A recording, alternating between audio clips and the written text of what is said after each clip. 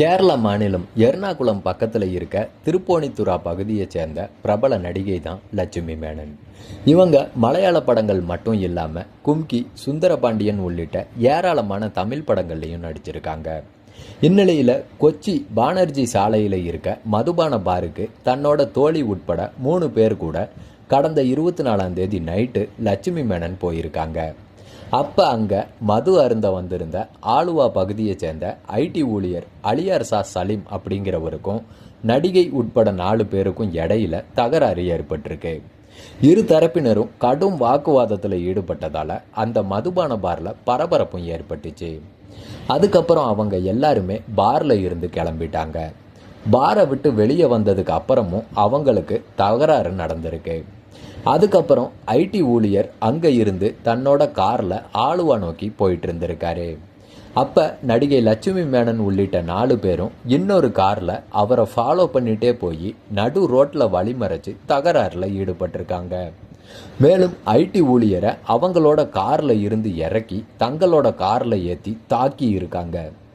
அதுக்கப்புறம் ஒரு இடத்துல ஐடி ஊழியரை இறக்கிட்டும் போயிருக்காங்க.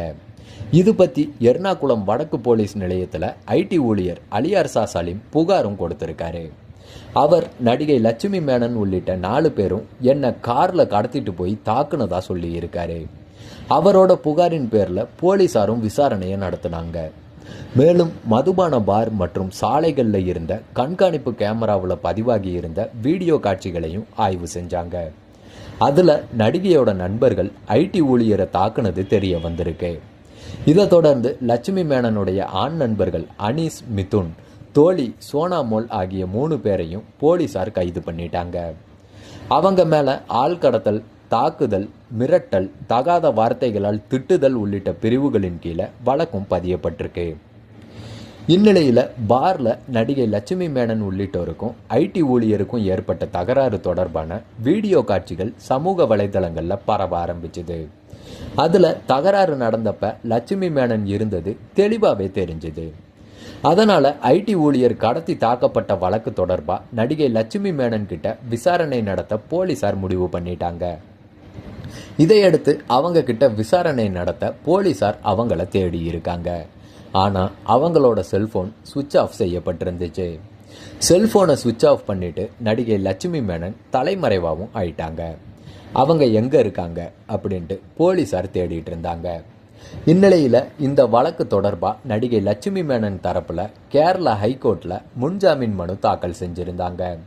அதில் தங்கள் மேலே புகார் கொடுத்திருக்க நபர் என்ன பாலியல் ரீதியாக துன்புறுத்தினதா பரபரப்பான குற்றச்சாட்டை சொல்லியிருக்காங்க.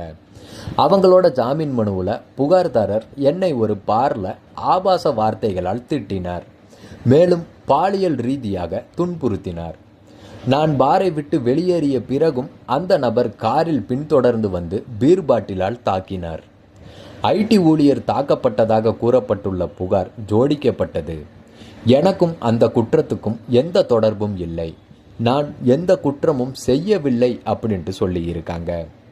அவங்களோட மனுவை விசாரித்த கேரளா ஹைகோர்ட் நடிகை லட்சுமி மேனனை வர செப்டம்பர் மாதம் 17ஆம் தேதி வரைக்கும் கைது பண்ண தடை விதிச்சிருக்காங்க.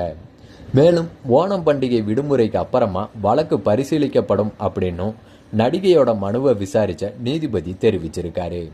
இந்த சம்பவம் இப்போ கேரளா மட்டும் இல்லைங்க, தமிழ்நாட்டிலையுமே பரபரப்பாக பேசப்பட்டு இருக்க ஒரு பேசு பொருளாகவே மாறி இருக்கு.